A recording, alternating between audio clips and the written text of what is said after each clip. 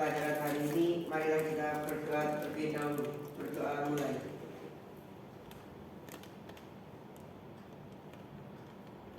Doa selesai.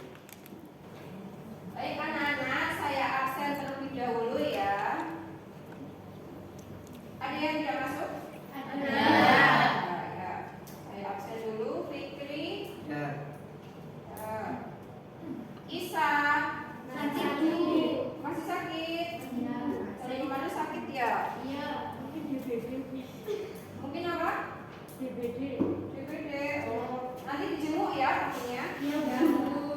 Ya. Krisna. Ya.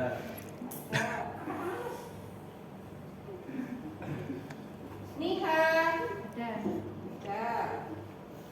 Nur. Ya. Putri.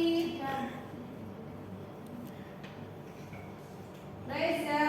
Ada. Rika.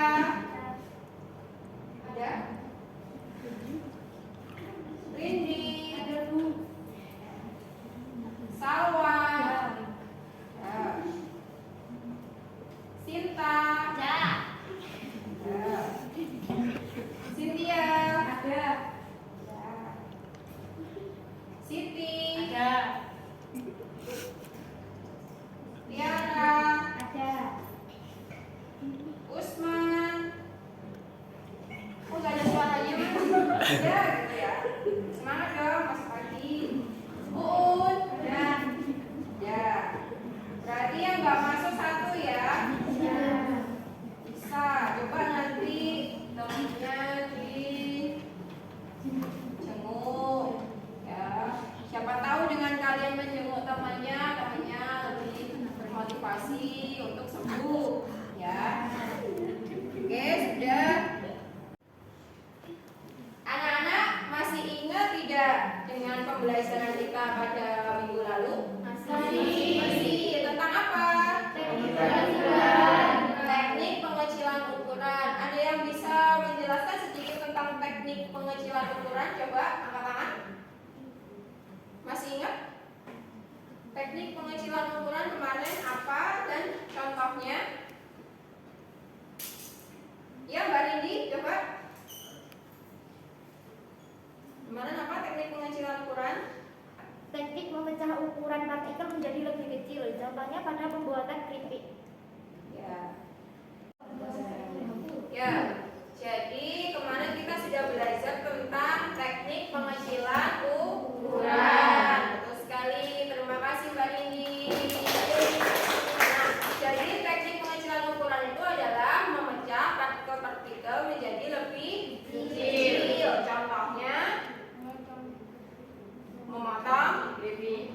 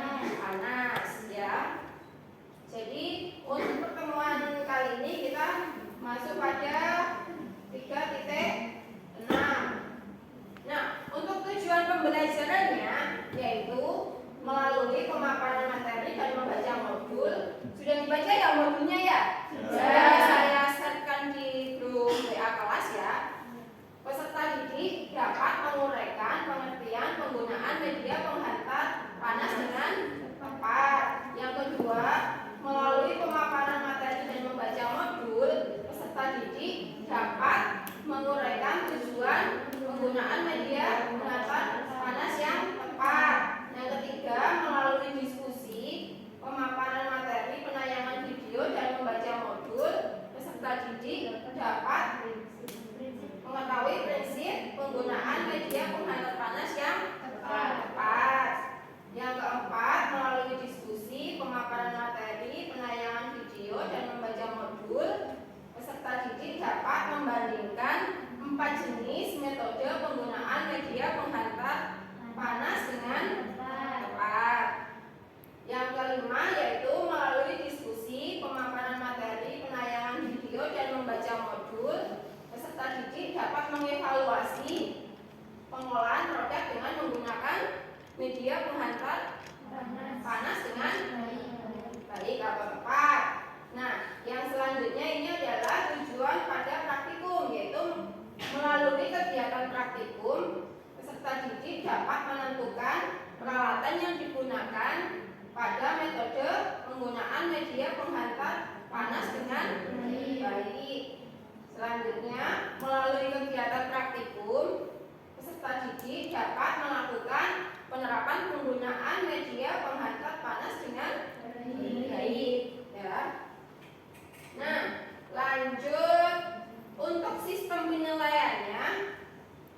Seperti biasanya ada 3 aspek yang akan dinilai, yaitu ada penilaian pengetahuan, yang kedua penilaian sikap. Nah, jadi nanti kalian akan dinilai berdasarkan 3 penilaian ini. Untuk hari ini pembelajaran kita lakukan dengan diskusi dan presentasi. Nanti silakan kalian berdiskusi. Anak-anak, sebelum kita masuk pada pembelajaran, ada sedikit soal pretest yang harus kalian kerjakan. Nah, silakan dibuka HP-nya masing-masing. Sudah saya kirimkan link Google Form-nya di grup WA kelas kalian. Silakan dibuka. Sudah bisa dibuka? Sudah bisa dibuka? Silakan dikerjakan.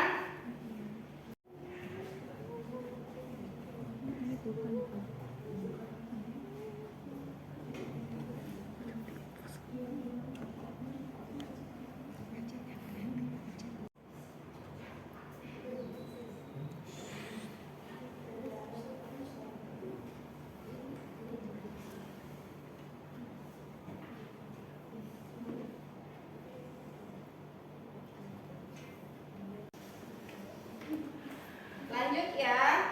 Nah, selanjutnya ini ada studi kasus. Yang pertama yaitu Ina menggoreng kentang sambil mencuci baju. Bisa membayangkan ya.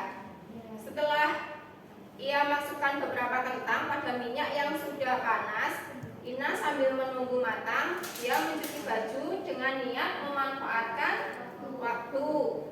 Tetapi ternyata Ina lupa kalau dia sedang menggoreng kentang. Alhasil kentang yang digoreng itu gosong. Nah, dari kasus di atas dapat dianalisa bahwa faktor utama yang mempengaruhi kasus tersebut apa kira-kira? Ya. Nah, lanjut kasus yang kedua. Sari ingin membuat puding ubi ungu. Ada yang sudah pernah bikin puding ubi ungu? Belum. Nah, sebelum membuat puding, Sari mengukus ubi ungu tersebut agar matang untuk dijadikan puding. Setelah dikukus, ubi dihancurkan. Saat menghancurkan, ubi ungu ternyata masih ada yang belum matang atau tidak matang secara merata. Mengapa hal tersebut terjadi? Analisalah penyebab kejadian tersebut. Nah, ini nanti silakan kalian diskusikan dengan kelompoknya masing-masing, ya. Silakan didiskusikan dengan kelompoknya masing-masing. Kita lanjut ke media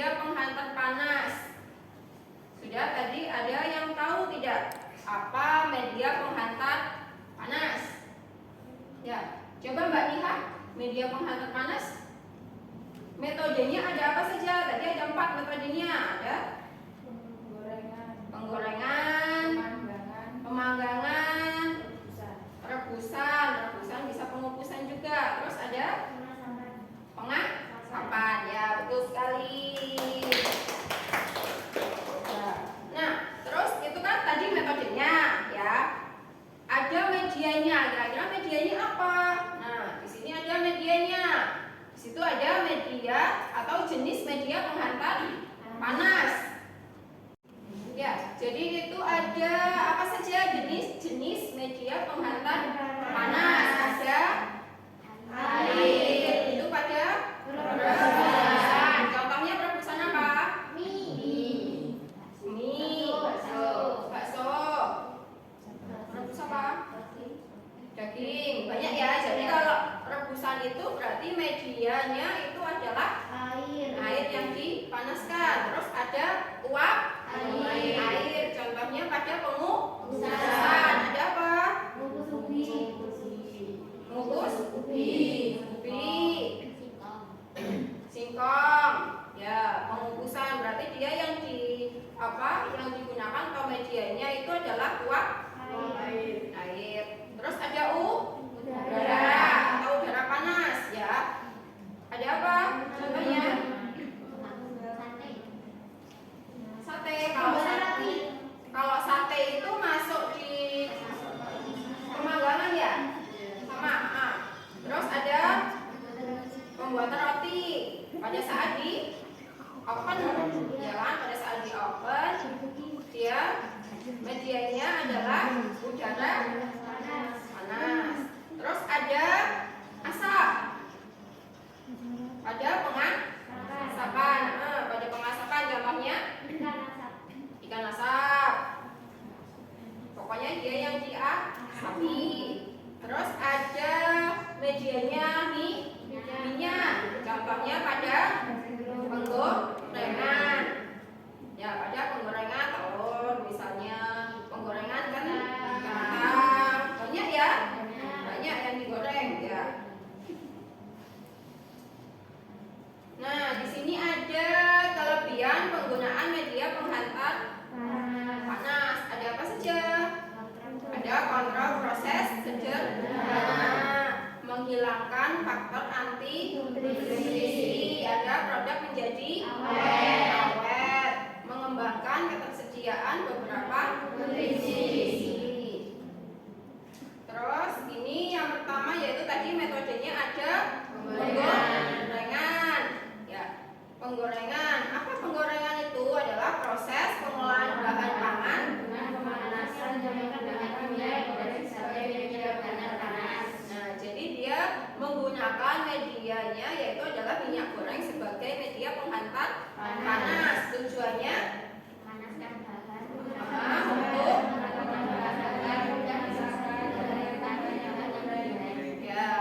jadi tujuannya untuk memanaskan bahan, untuk mematangkan bahan melalui proses pemasakan dan mengeringkan bahan yang digoreng. Prinsip dasarnya yaitu tergantikannya posisi air di dalam bahan oleh minyak goreng yang meresap masuk.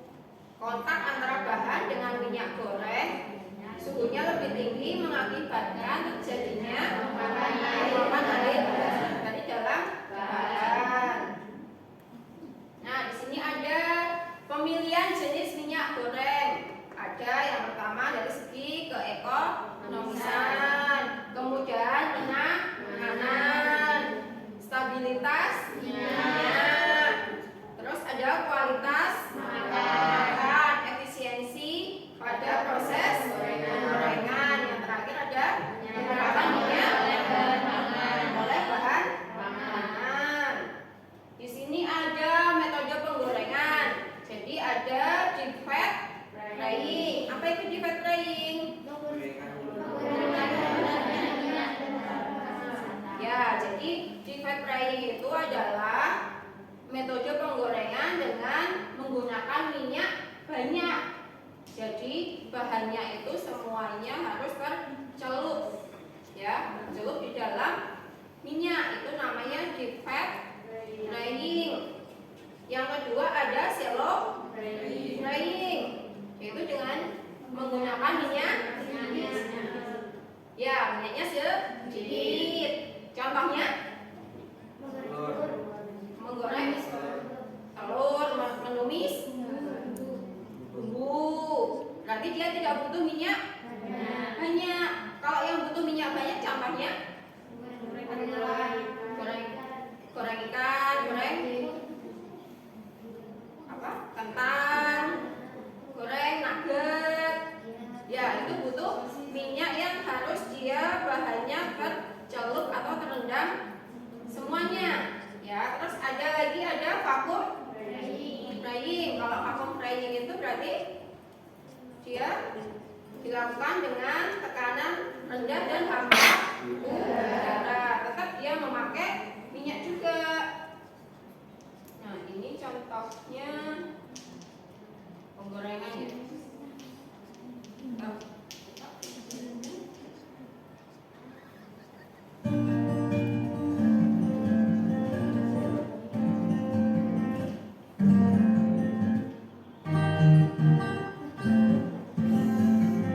Ini alat apa ini? Alat penggorengan apa? Vakum? Iya. Coba dilihat dulu apakah dia vakum ini.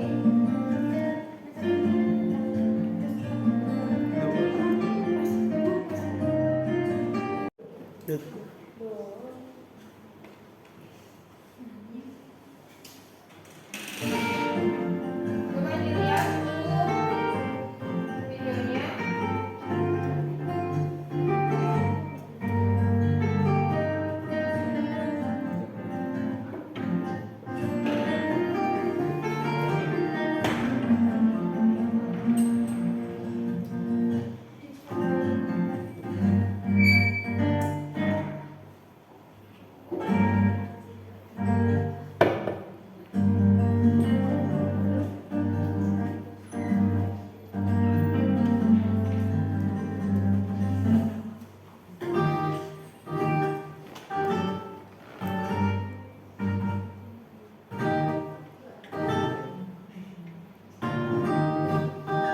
Nah, ini kan dikasih minyak.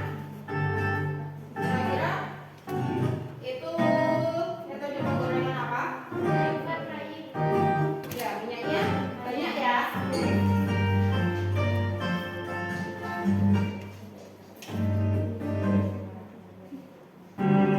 Nah, ada yang pernah tahu alat ini? Biasanya buat goreng apa? Kentang, nugget, sosis, piscok. Ya, jadi dia menggunakan minyak yang banyak, terus bahannya dia terendam semuanya. Ya. Nah,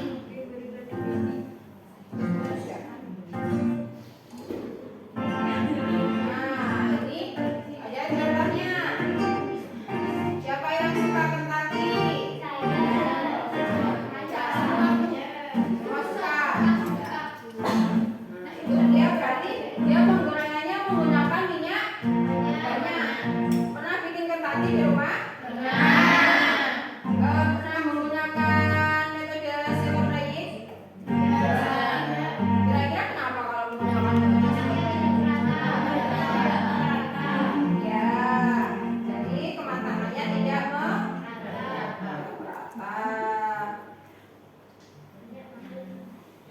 Nah, ini ada juga metode penggorengan tanpa minyak. Ada yang tahu apa alatnya? Apa namanya? Air drying. Ya. Jadi, makanya saya Ya, ini saya tidak punya suara data. Tapi di sini kebetulan videonya pakai versinya Mi Itu. Tahu di rumah kalian juga punya. Ya. Sebelumnya kita belum Ini tahu ya contoh kalau terus penggorengan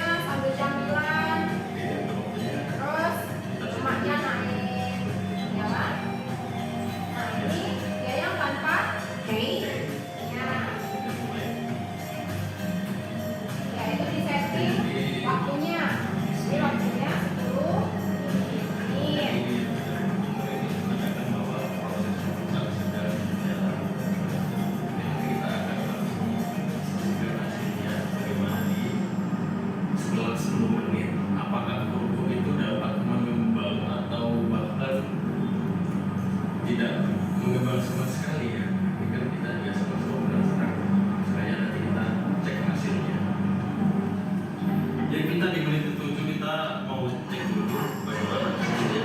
Nah, oh, dia udah mulai berimbang ya. Kita aduk cukup. Kita masukkan beberapa menit. Udah biarin.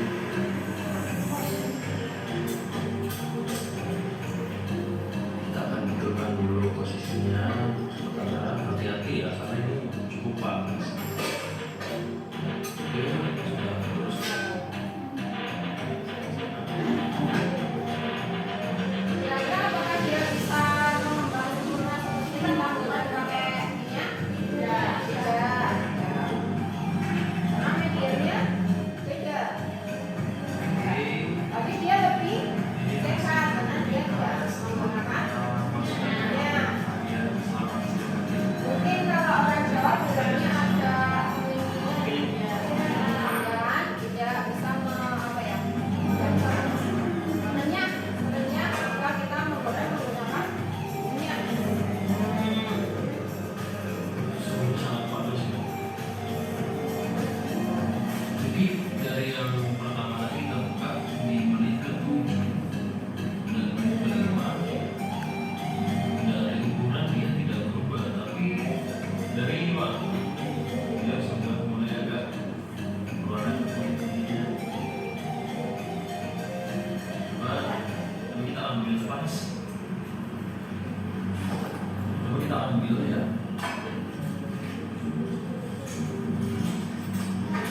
Oke, kita ambil. Jadi kalau bentuknya seperti ini, untuk kerupuk yang kita masukkan ke air fryer, ukuran dari semua tidak berubah ya. Tetap saja, tapi saya belum merasakan untuk kategori dan rasa dari kerupuk.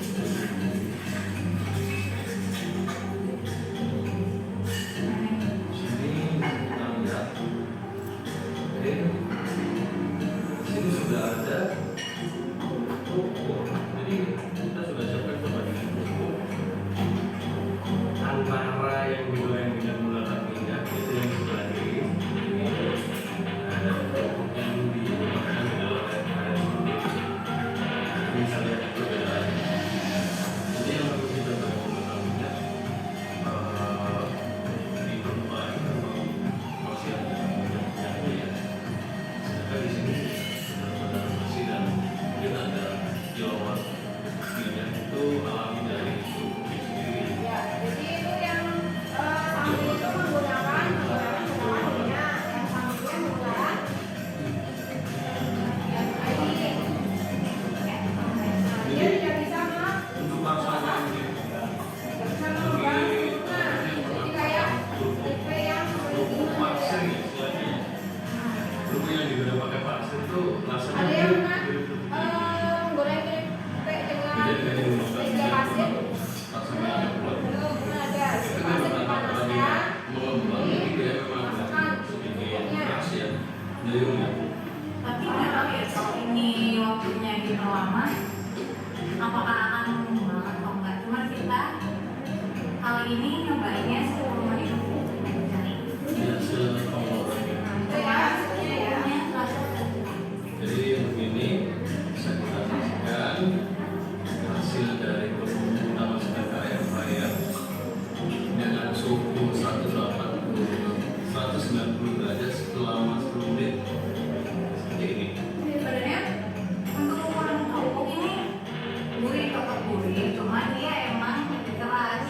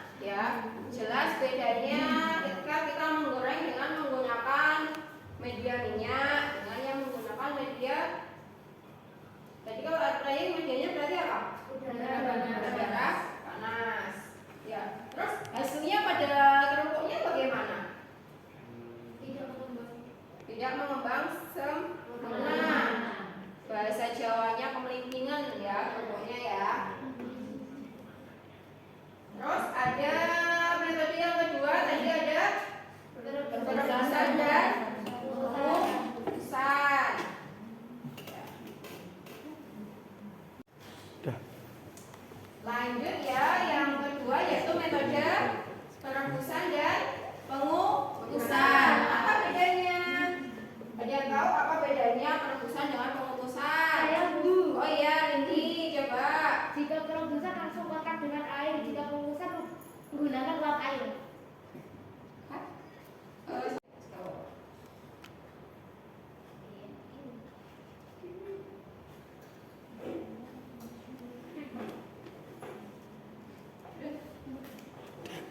Saya Bu. Ya, Mbak Rindi. Jika perebusan langsung kontak dengan air, jika pengukusan menggunakan uap air. Ya, betul.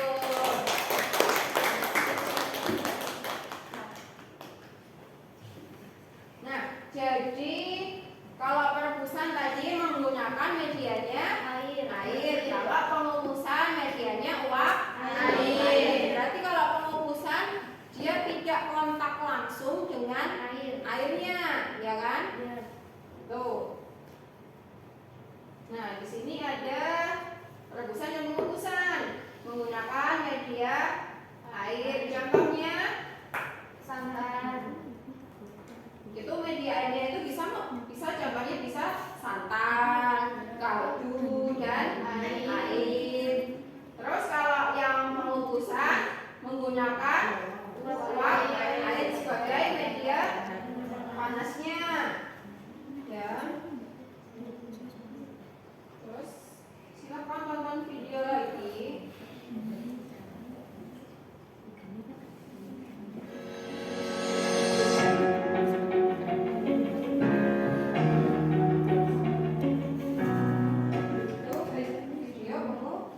Hai semua, Assalamualaikum. Jumpa lagi di channel Abang Nanas. Hari ini aku lagi bikin bakpao isi coklat yang mulus, menul, dan lembut banget. Ini caranya mudah banget, kalian tinggal ikutin aja step by stepnya. Karena benar-benar, yuk langsung aja kita ke cara pembuatannya.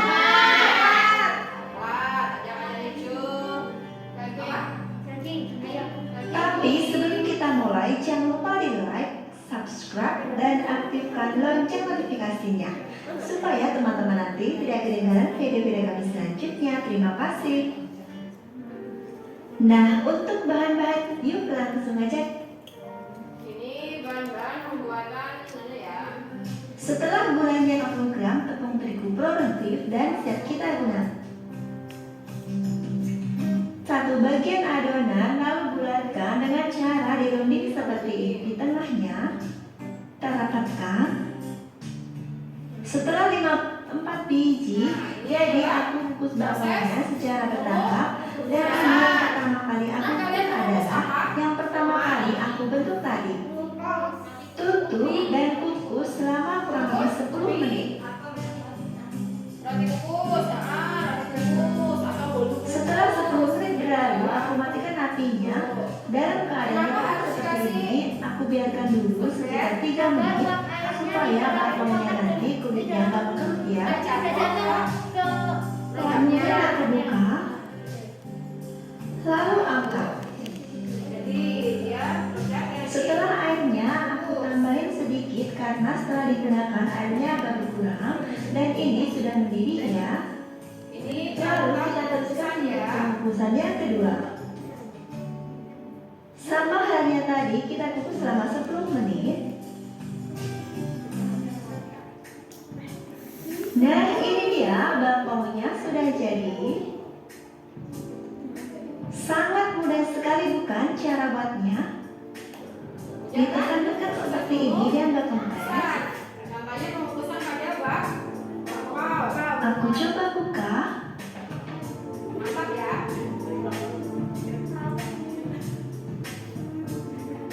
Yang belum sarapan, jangan dulu ya. Wah, isinya apa itu? Wah.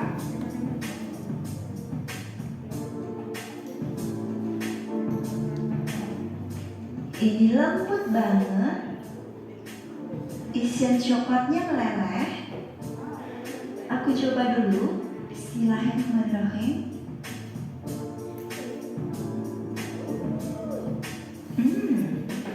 Enak,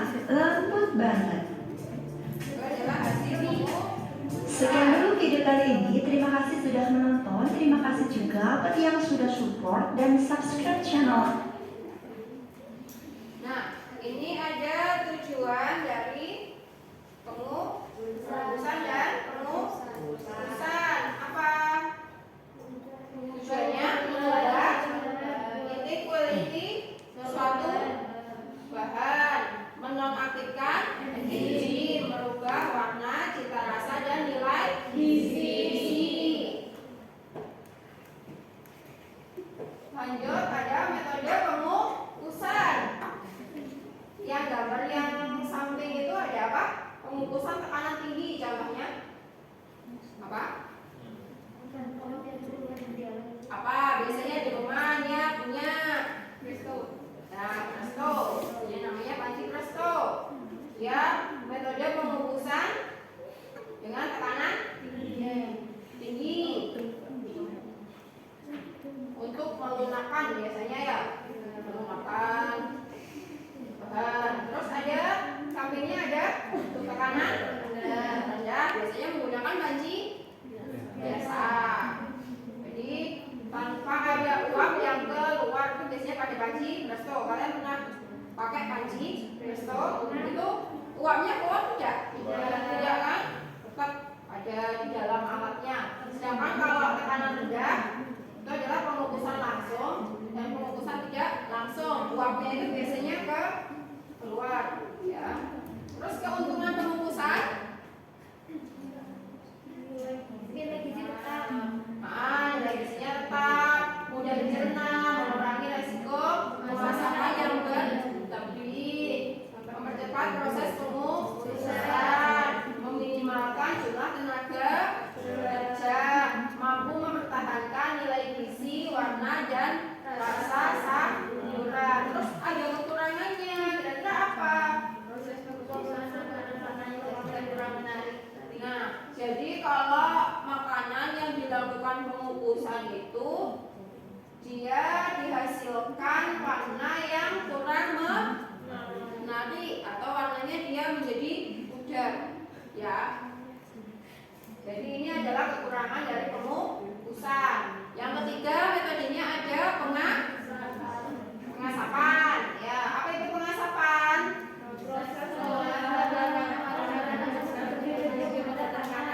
Ya, jadi dia menggunakan media asap sebagai media penghantar panasnya. Tujuannya untuk mengawetkan, ya, mengawetkan makanan dan menambah cita rasa khas ke dalam bahan.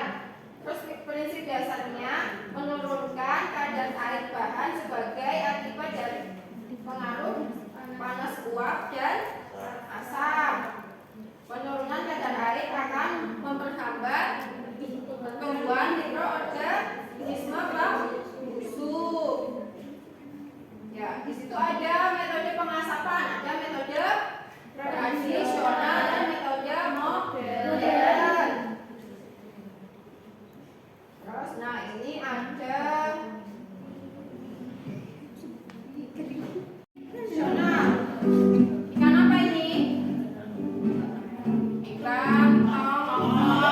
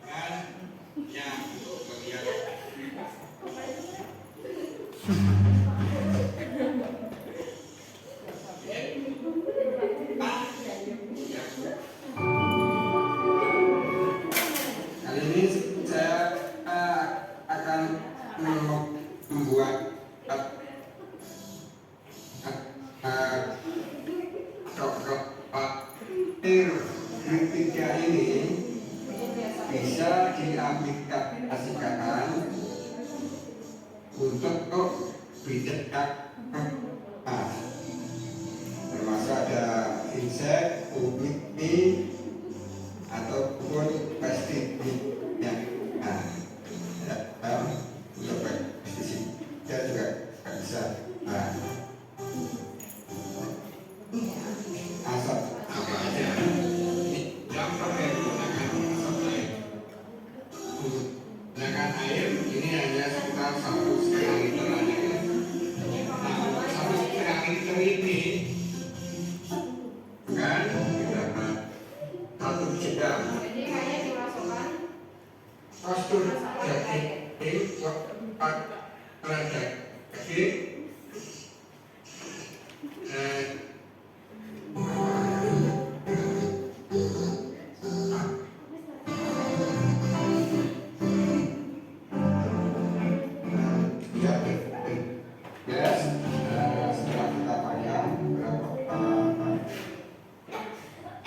lanjut ya. Nah, yang keempat itu ada pemanggangan. Jadi tadi adalah menggunakan medianya apa? Kalau pemanggangan udara, di mana dia menghasilkan cita rasa yang khas dan lebih disukai oleh konsumen. Nah, di sini ada apa saja pada pemanggangan? Ada baking, pemanggangan pada roti, terus cookies, pastry. Terus ada juga grilling, pemanggangan kontak langsung dengan api. Contohnya grilling atau pemanggangan daging, sate. Terus ada roasting, penyampaian pada biji kopi untuk meningkatkan aroma. Nah, dari sini ada yang ditanyakan? Ya, jelas? Nah, selanjutnya saya akan bagi kelompok menjadi 4 kelompok ya. Silakan dicermati. Kelompok 1 ada Fikri, Rika, Husnul, Sinta. Kelompok 2 ada Krisna, Cynthia, Tiara, dan Antika. Kelompok 3 ada Isa, Uun, Niha, dan Nur. Kelompok 4 ada Usman, Putri, Monica, dan Salwa. Silahkan duduk sesuai kelompoknya masing-masing ya. Ya. Sudah semuanya? Sudah. Kalau sudah, saya bagikan LKPD-nya. Silakan dikerjakan.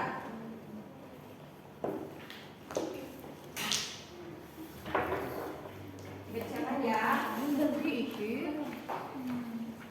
Silakan didiskusikan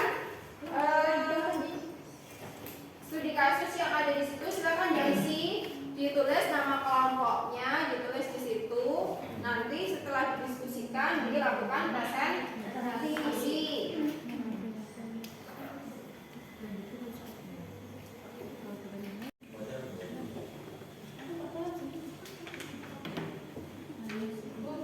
Iya? Iya? Gimana? Nah, yang mana ini? Ini tulis dulu ya nama kelompoknya. Nanti ditulis. Ini.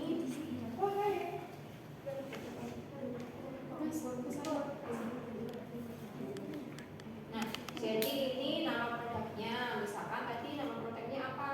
Sate, ya. Nama produknya misalkan sate. Jadi apa? Metodenya menggunakan apa? Tapi ini Gue bisa Gulir bagiannya.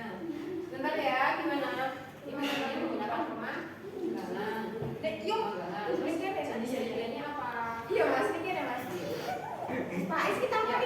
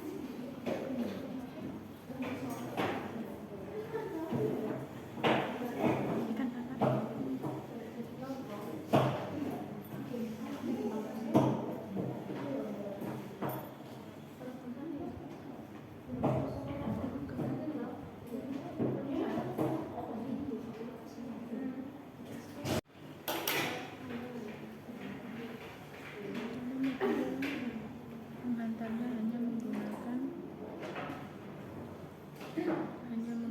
dua kayu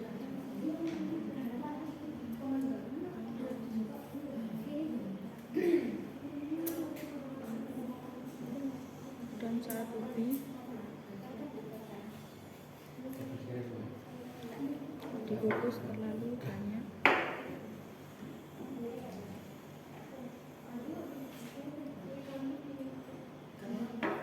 maka ubi yang bagian atas Terdiri ya, Pak. Kue terdiri.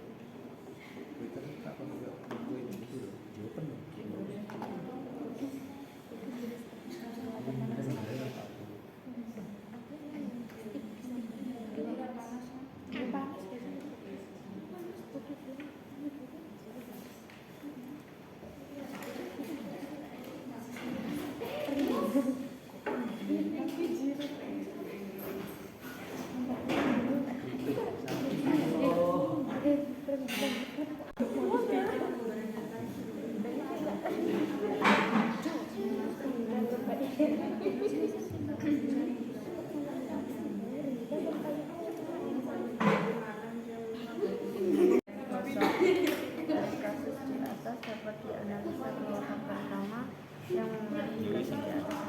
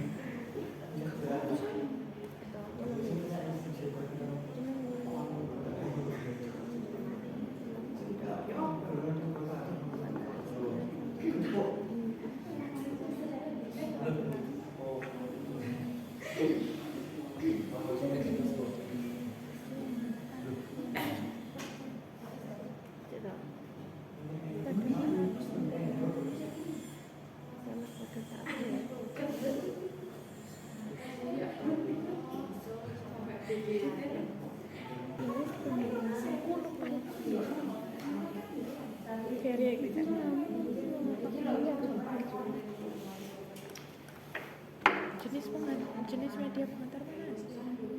Iki namanya tekniknya penggoreng, itu namanya pemanggangan. Iya. Bu, ini yang diisi cuma 2 kolom. Iya. Gimana?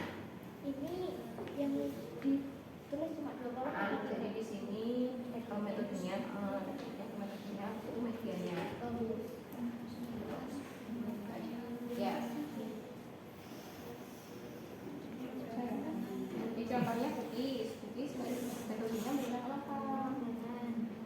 Pemanggangan. Terus medianya oke ya.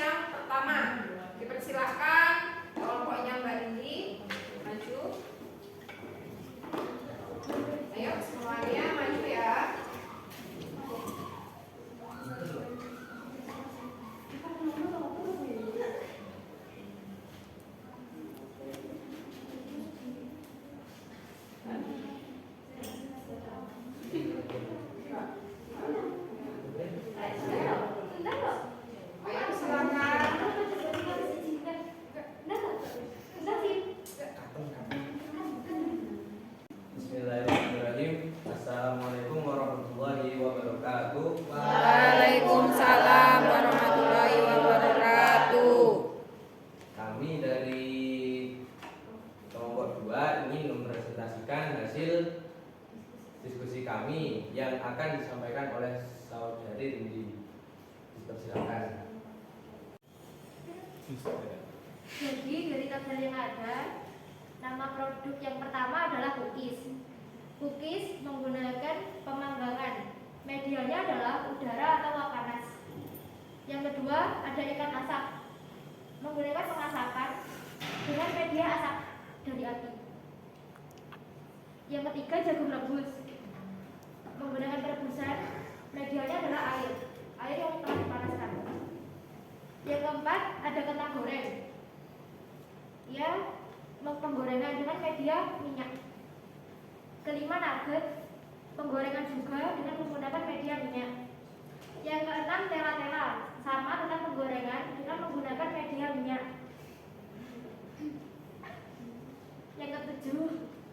Yang ketujuh ada rengginang, penggorengan juga menggunakan media minyak. Kelima ada nugget, menggunakan penggorengan dan medianya adalah minyak. Yang keenam ada tela-tela, menggunakan penggorengan juga, medianya adalah minyak. Yang ketujuh rengginang, menggunakan penggorengan dan medianya minyak juga. Yang kedelapan opak gulung, pemanggangan menggunakan uap panas. Ada studi kasus, yaitu Ina menggoreng kentang sambil mencuci baju. Setelah ia masukkan beberapa kentang pada minyak yang sudah panas. Sambil menunggu, Ina mencuci baju dengan niat memanfaatkan waktu. Tetapi ternyata ia lupa kalau sedang menggoreng kentang. Alhasil kentang yang digorengnya gosong. Dari kasus di atas dapat dianalisa bahwa faktor utama yang mempengaruhi kasus di atas adalah Ina menggunakan api yang besar dengan minyak yang terlalu panas, sehingga kentang gorengnya cepat matang dan gosong. Seharusnya Ina menggunakan api yang kecil. Mungkin ada yang ditanyakan? Ayo temennya mungkin ada yang tanya? Ada? Oh ya. Ya, jadi apakah lama waktu dapat mempengaruhi gosongnya kentang? Iya, dapat mempengaruhi gosongnya kentang. Karena lama waktu menggoreng membuat suhu terus naik sehingga kentangnya gosong.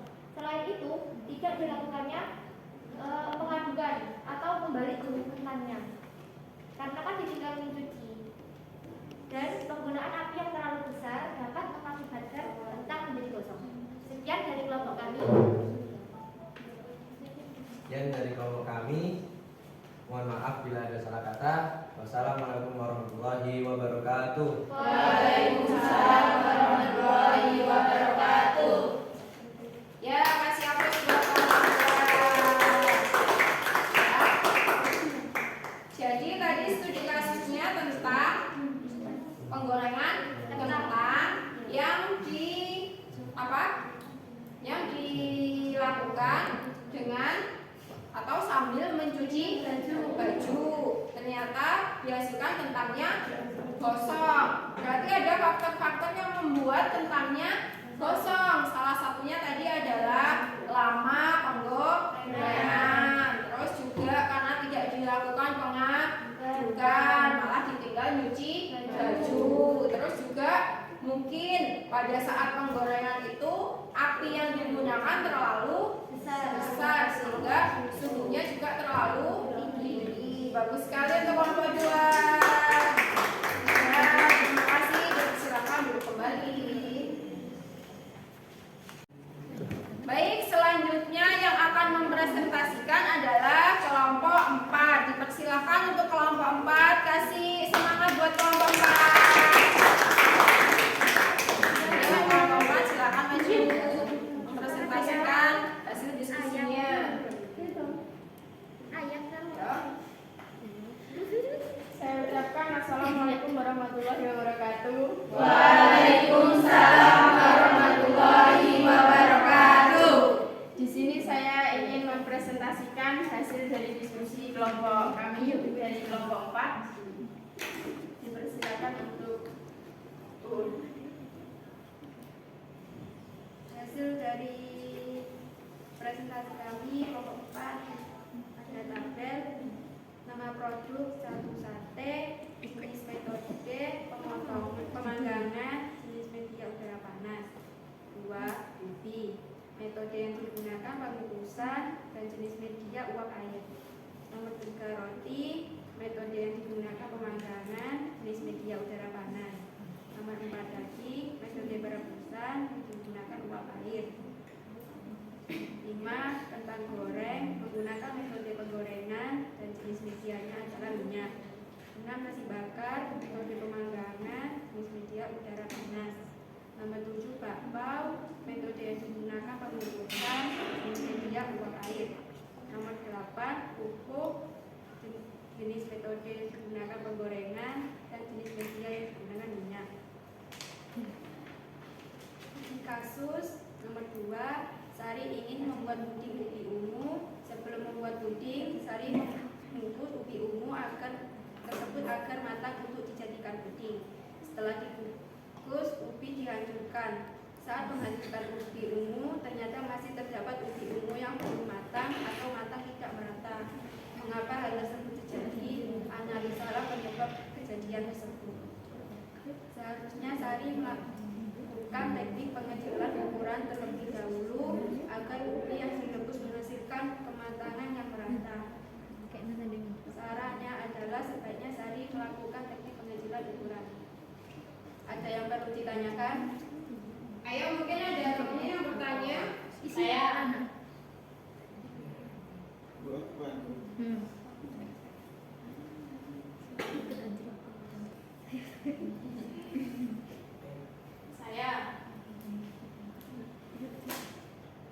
Kenapa ubi ungunya tidak direbus supaya tingkat kematangannya lebih merata?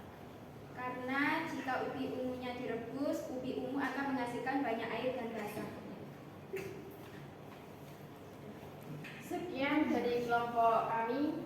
Saya akhiri. Wassalamualaikum warahmatullahi wabarakatuh. Waalaikumsalam warahmatullahi wabarakatuh. Kasih aplaus buat teman-teman. Ya, jadi kelompok 4 tadi studi kasusnya adalah Sari akan membuat puding ubi ungu. Nah, ubi ungunya dilakukan apa dulu? Pengukusan. Ternyata setelah dikukus masih ada ubi ungu yang matangnya tidak merata. Harusnya bagaimana? Harusnya dilakukan apa tadi? Dilakukan pengecilan ukuran terlebih dahulu.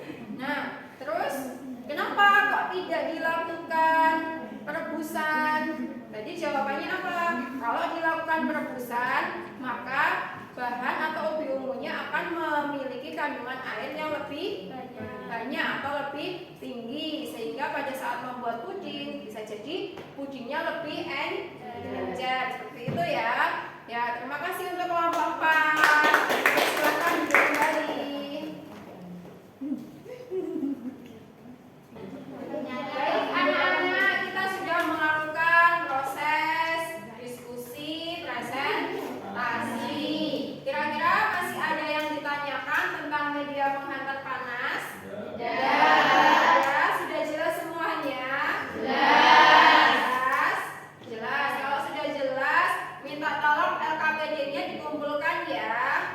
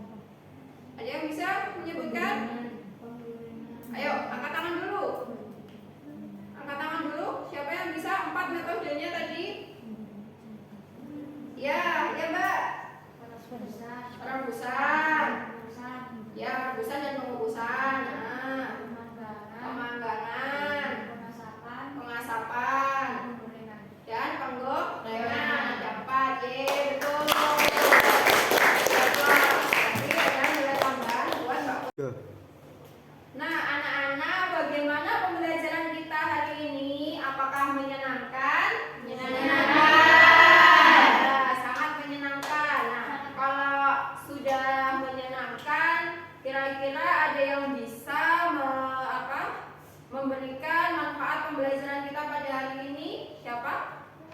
Oh iya, Nur, coba. Manfaat pembelajaran dapat mengetahui pengertian media penghantar panas pada metode yang digunakan. Contohnya pada pembuatan Kentucky, yaitu penggorengan menggunakan metode deep fat frying atau minyak banyak. Ya, terima kasih. Jadi manfaatnya tadi kita bisa mengetahui macam-macam metode dan media menghantar panas. Nah, siapa yang bisa menyimpulkan dari pembelajaran kita pada hari ini? Saya Bu. Ya, Monica, coba. Kesimpulan pembelajaran dari pembelajaran yang telah dilakukan didapatkan kesimpulannya adalah media penghantar panas yaitu minyak, asap, udara, uap air dan air. Tujuannya untuk mengawetkan bahan. Metodenya ada penggorengan, pemanggangan, pemanasan dan pengukusan. Contoh produk yang dikukus adalah bakpao. Ya, bakpao. Ya, terima kasih Mbak Monica.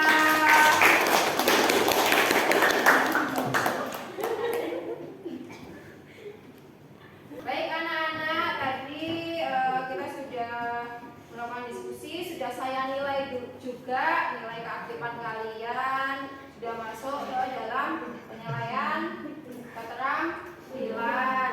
Nah, untuk pertemuan selanjutnya kita akan melakukan praktikum. Praktikumnya yaitu tentang media penghantar panas. Kita membuat kentang goreng. Kentang gorengnya digoreng dengan menggunakan metode deep fat frying dan air frying. Ya, jadi untuk pertemuan depan kita praktikum penggorengan kentang. Jelas ya? Ada yang ditanyakan? Ya. Tidak ada yang ditanyakan? Tidak ada. Kalau tidak ada berarti besok kita membawa jas lab. Jangan lupa ya. Ya. Sebelum kita tutup pembelajaran pada hari ini, marilah kita berdoa terlebih dahulu. Ketua kelas minta tolong pimpin doa ya. Sebelum mengakhiri pelajaran pada hari ini, marilah kita berdoa terlebih dahulu. Berdoa mulai.